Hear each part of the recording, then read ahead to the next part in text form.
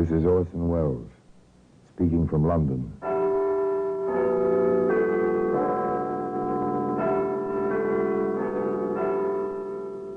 In the Black Museum. It's a repository of death. A kind of museum. Yes, here in the grim stone structure on the Thames, which houses Scotland Yard, is a warehouse of homicide, where everyday objects, a cigarette lighter, a young girl's diary, a broken perambulator, all are touched by death.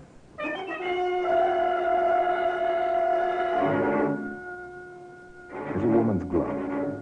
That's a familiar object, hand-stitched, soft leather, the gauntlet type, but this glove touched death. I found something, Inspector. I see. A glove. Ladies' glove, sir. Yes. Pigskin. Very nice, too. I wonder now, do you suppose this dainty object fits a killer? And today, that woman's glove can be found in the Black Museum.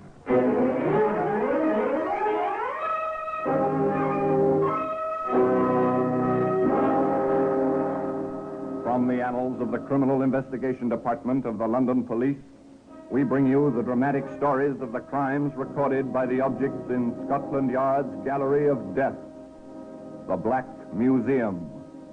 In just a moment, you will hear The Black Museum, starring Orson Welles. Now, The Black Museum, starring Orson Welles.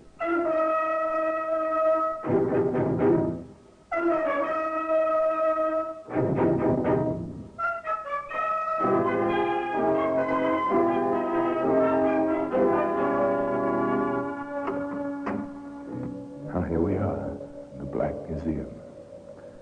Scotland Yard's Museum of Murder. Yes, here lies death. Here, for example, is a pen, the ink crusted on its sharp points. This was a poison pen. The words it wrote dripped malice. They were vitriol on human hearts. They cause death, there surely is a bullet. Now, here we are, here's the glove. It's dainty, isn't it, this little glove? It's made for a tender hand, made to grace the costume of a lovely woman. Come to tea. That's when our tale begins. In Matfield, England, in the lovely countryside at tea time. Or just past tea time. In fact, it was just past tea time that Mrs. Michael called. Elizabeth! Elizabeth! Yes, ma'am? Have you seen Miss Mary yet? No, ma'am. It's long past tea time. The tea is cold. There's no sense in making fresh until we know if my granddaughter is coming. Hurry now. Use the telephone. Yes, ma'am. Hello? 1, 2, 3, 4. Elizabeth was a good girl. A bit of the slavey type, perhaps, but a good girl. Obediently, she asked the operator for the number of the cottage where Miss Mary lived with her mother, Dorothy Fredericks, who was Mrs. Michael's daughter, and their housekeeper, Martha Patch.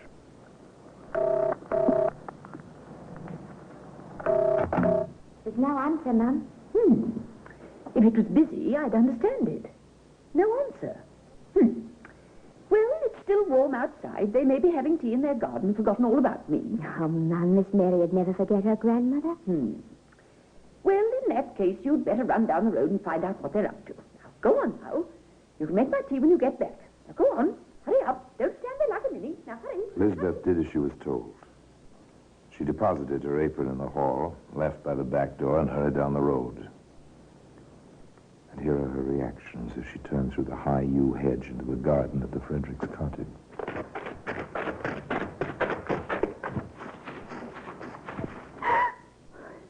Oh, Miss Mary. Miss Mary. Why would you be lying on the ground, Miss Mary? Where's your mother? Where's your mother? Where's Miss Dorothy? Oh, Miss Dorothy. Sitting against the stones, Miss Dorothy.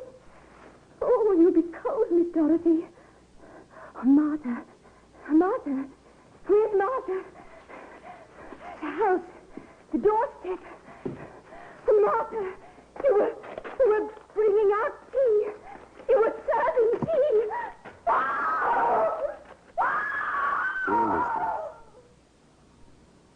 with hysteria, however, a short while later, when Inspector Seymour and Sergeant Layton took charge for Scotland Yard. How far along are we, Sergeant? Oh, a lot of details, sir. Multiple murder makes a lot of work. 3 women, all shot once. The medical examiner is on his way. The regular crew is working on fingerprints and all the usual, sir. Very well. Which one do you suppose went first, Inspector? I've been thinking about that. Looks as if the youngest was picked off first. Then the mother was caught as she tried to climb the wall we found her against. Oh, and the servant? Probably an afterthought. Or no witness, something like that. That would account for the dropped tray and the smashed crockery. Methodical, careful, clean thinking, just as methodical as the men searching the house, covering the ground inch by inch, missing nothing. After a while, that job was done. The inspector sat at the kitchen table with many pieces of glued-together crockery in front of him. See what I see, Sergeant? Oh, just cups and saucers, a teapot, sugar bowl, cream pitcher. We have 3 bodies, Sergeant, and 4 cups and saucers. Yes, sir. It's possible, then, that our murderer came to tea. Any sign of the weapon, Sergeant? Oh, not a thing, sir. Not even a spent cartridge. Ah, probably a revolver, then. Well, we'll hear about that after the medical men get through. Anything else? Yes, sir. I found something, Inspector. I see. A glove. Ladies' glove, sir. Yes. Pigskin. Very nice, too. I wonder now, do you suppose this dainty object fits a killer? Oh, I've no doubt we'll find out, sir. And you're a bit more optimistic than I am. One never really knows at this stage. Where do you find this, gauntlet? In the garden, sir. Between the mother and the daughter. Very well. Next step's one I dread, Sergeant. Never could stand it, even to the constable. Notification detail in those days. Well, nothing else for it. Notification detail, so called by the police who are sent to notify relatives that someone is injured or dead. That part was over and done with by now, of course. But its equivalent was upcoming, the business of questioning Mrs. Michael, mother of Dorothy Fredericks, the grandmother of Miss Mary. You have a job to do, Inspector Seymour. Stop fiddling with your fingers and get it done. Thank you, Mrs. Michael. You've a murderer to catch. I want him caught, too. I admire your courage, Mrs. Michael. Not courage. I'll cry myself silly as soon as I go to bed. Just angry. What do you want to know, Inspector? Was your daughter a widow? Separated. Not divorced. Just separated. About 5 years now. Any particular reason? Yes. She was too particular. Expected to hold a man by chaining him. Can't be done. He left her. I've been working on getting them together. For Mary's sake. Waste of time now. Where's her husband living? Piddington, Oxfordshire. Has a nice farm. Doing well. Pretty decent chap. But liked to look at the girls. If you know what I mean. I told Dorothy, let him look. But no. She wanted blinders on him. So off he went. Now, this. Did they quarrel ever? Not since they've been apart. They rather agree to disagree. But no one gets younger. They should have been together again, soon. Anything else, Mom? You want me to do your work for you? Get along with you. You're dying to get on over to Piddington. It's written all over you. Of course, Inspector Seymour did just that. He traveled to Piddington and stopped at the pub. A pint of ale and conversation with the bartender. Know anything about a fellow named Fredericks hereabouts? Yeah, quiet chap. In and out of here occasionally. Works a farm, I hear. That he does. Seems to like it out there. Not in town much. Live alone? Usual hired hands, usual cook, unusual housekeeper secretary, sort of. Sir? Why? You one of those private detectives? Frederick's wife wanting grounds? No, nothing like that. Matter of fact, Frederick's wife is dead. Just interested. That housekeeper now. Anybody'd be interested. Good looking, auburn hair, tallish. I see. What road's the farm on? I might drive by, just have a look myself. Right fork, about a mile north. Right fork, about a mile north. Inspector drove his car in that direction. He knew that Paul Fredericks, the estranged husband, was in Matfield by now, with his mother-in-law. This youngish woman, from all descriptions, would be alone in the house. She was. except for the elderly, waspish cook who admitted the inspector. Miss Jean's laid up. Fell yesterday and bruised herself. Mr. Frederick's gone to Matsfield. What do you want? My credentials. I'd like to speak to Miss Jean, if you don't mind. Come in, if you have to. Inspector Seymour was asked to wait in the front room, and he was permitted upstairs to interview an extremely attractive woman. I won't stay long, Miss... Moore, Jean Moore. This is such a nuisance, Inspector. I'm a big girl now, imagining tripping over my own feet and bruising myself so badly I have to stay in bed. I'm sorry to hear that.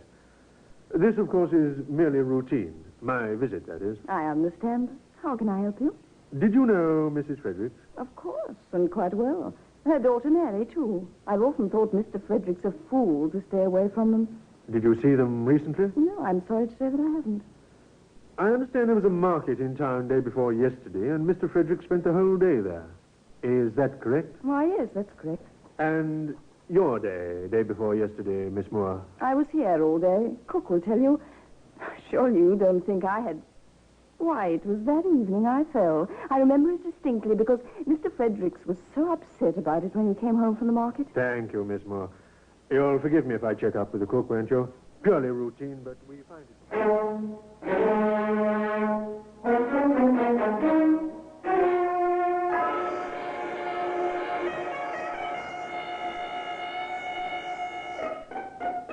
Now, ma'am, you do remember her being here all day, then? I've said so. Well, is there any incident you recall to fix the day in your mind? There is one. She was upstairs. She called from the window. Mum, she called. Will you bring a couple of logs in from the fire when you're done with the chickens? Mum, is that what she called you? Why shouldn't she, seeing as I'm her mother? Well, don't gawk at me. She gets a salary and so do I. We each do a job. Anything wrong in that? Even if Fredericks doesn't know it. No, nothing wrong. The inspector was struck by this fact. He filed it for future use. Then, almost as an afterthought, he went back upstairs to the bruised woman's room. Sorry to bother you again, Miss Moore, but would you mind trying on this glove, just for size? The glove? Oh, yes, of course. Nice bit of pigskin. It seems a trifle snug and me. About half a size too small. Whoever owns this must have lovely hands, mustn't she, Inspector? Back in Matfield, the medical examiner gave both Inspector Seymour and Sergeant Layton plenty to think about. The mother and daughter were both shot from behind. The housekeeper was struck in the chest. Excellent shooting. With a revolver, I suppose. No shells about the place. Not a revolver. The bullets we recovered were small bore from a rifle. My guess is a single-shot, small game gun. The kind where each exploded shell must be removed from the chamber by hand. Ah, that would explain why there were no shells about, Inspector. It also explains how Mrs. Fredericks had the time to run as far as the wall before she was hit.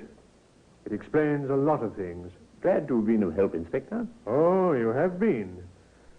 It may interest you to know the kind of gun you describe. I saw it, leaning against the kitchen wall in a farmhouse in Piddington, just this afternoon. And the woman's glove, yes, it has its place today in the Black Museum.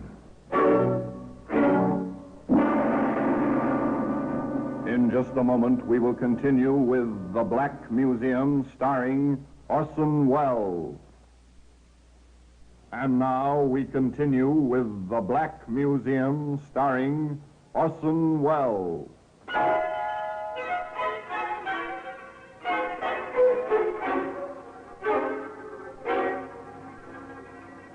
The theories began to take flesh on their bones, but they were still theories. True, it seemed peculiar that a young woman would bring her mother into a house as cook and not tell the fact to the owner. True, a glove which seemed a perfect fit, well, it might be half a size too small. True, a woman in bed with bruises might have tripped and fallen in the house where she lived. And many thousands of people own single-shot, non-ejector rabbit guns. Together, these items might make a confounding composite, but a good defending counsel could still make mincemeat of them. These were some of Inspector Seymour's thoughts on the subject of his obvious and prime suspect. Then another fact was added. A fact with several possible meanings. They found a bicycle, Inspector, about a half a mile down the road toward the railway station from the Fredericks cottage. Whose is it? It was Mrs. Fredericks' bike, sir. Any fingerprints? Only Mrs. Fredericks. Of course.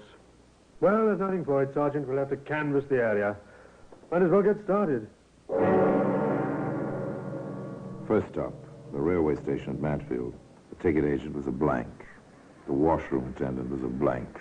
The porter was, however, somewhat helpful. Repeat that for me, will you, please? I remember her because the parcel she was carrying seemed kind of peculiar for a woman. Long and wrapped in brown paper. She got off at 12:08. Real sporty looking she was, with kind of reddish hair and wearing trousers. Thank you. Thank you very much. Then there was the newsboy. You're not making this up, are you, son? So help me, sir, I'm not. Like I said, I was delivering the afternoon paper. I saw this party watching through the edge of the Fredericks place. I kind of thought it was a man on account of the long pants.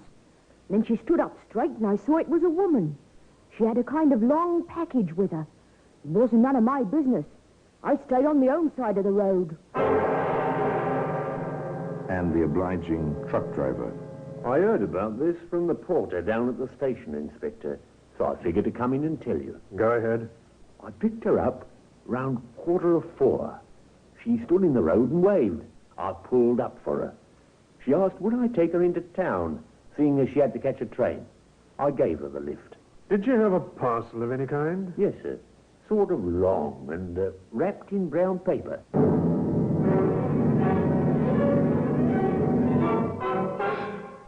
Oh, yes, it's helpful when honest folk have good memories and come forward with what they remember. These memories sent Inspector Seymour back to Piddington, back to the farm. My daughter isn't here. Where is she?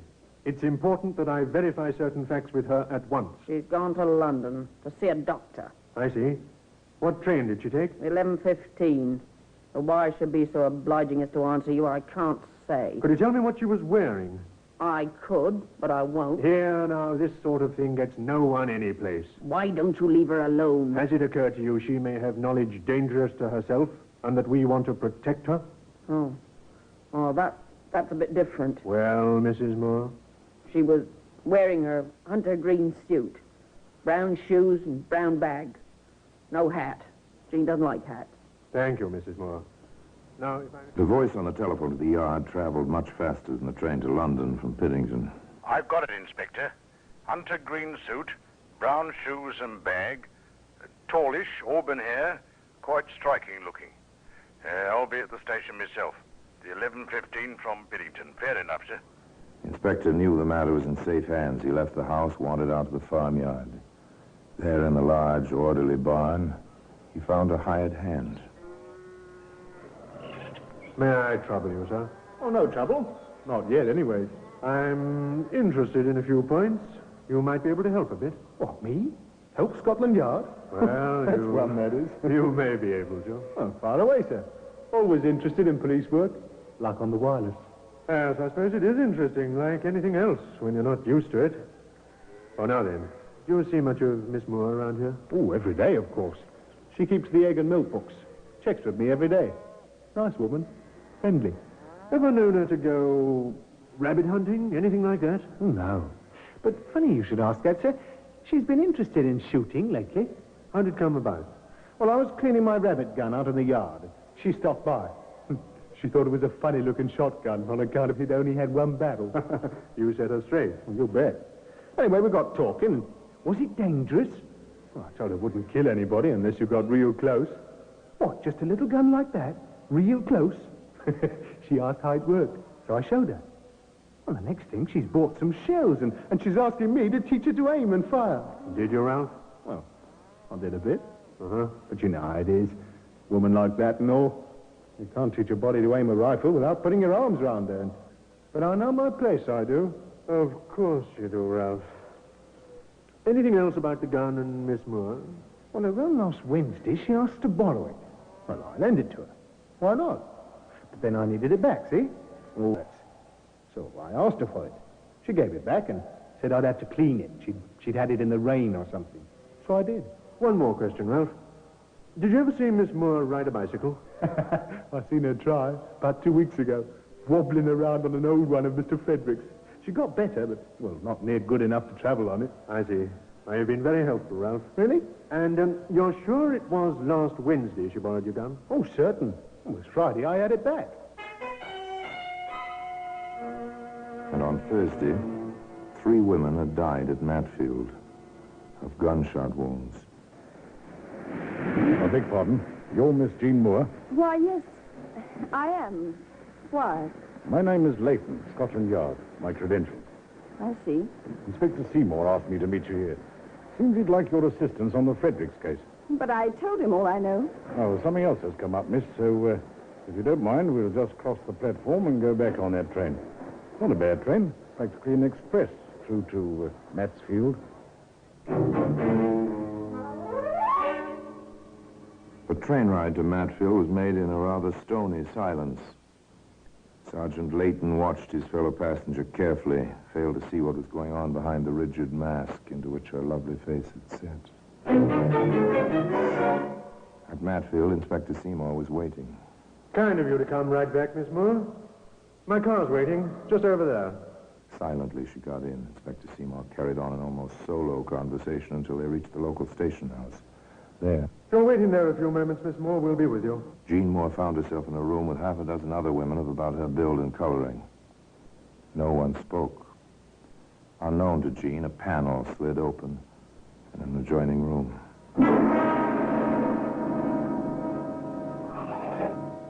All right, Porter. You recognize any of these women? Yes, sir, I do. Which one? Second from the left, sir. She's the woman got off the train with that brown parcel, like I told you the other day, sir. Well, young fella, I know that one. She just got up and moved over there. That's the lady who was looking through the hedge the other day. Sure, Inspector? Sure, I'm sure. That's the dame. I'd know her in a million. Perhaps if she'd been less striking in appearance. Perhaps if she'd used a pistol instead of a long rabbit gun. Perhaps... The inspector and the sergeant faced Jean Moore alone. I must make some inquiries of you, Miss Moore. And I must warn you, anything you say may be taken down in writing and given in evidence. Oh, did you hear me, Miss Moore? This is no laughing matter. I won't hang you, no. I'm not right. Never have been. My mother was away for years. Paul was sweet. Not much of a man. Not as much as he thought he was. But sweet. And he had some money. Then they wanted him back. Why should I give him up for a prissy wife and a stupid kid and a harridan of a mother-in-law? It was a nice gun. A nice gun. But I couldn't get the shell out with my gloves on. Oh, you were smart. You found me. You found me. So I lost him. But she didn't get him back, did she? All she got was a bullet in her back. Like a rabbit. She ran like a rabbit. Tried to jump the wall. She fell back. I'm getting out of here. Get away from me. I'm getting out of here. Hold there, Sergeant. I'll call the matron. And today, the woman's glove still offers its silent testimony in the Black Museum.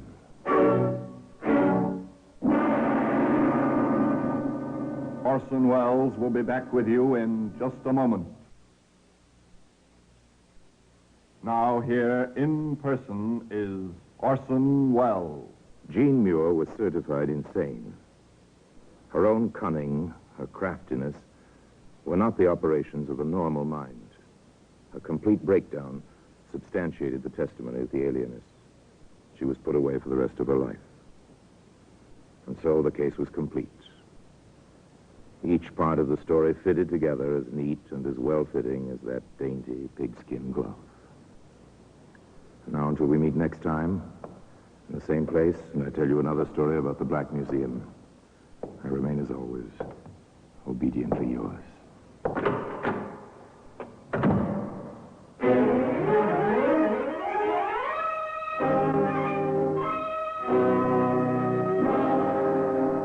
The Black Museum, starring Orson Welles, is presented by arrangement with Metro-Goldwyn-Mayer Radio Attraction. The program is written by Ara Marion, with original music composed and conducted by Sidney Torch. Produced by Harry Allen Towers.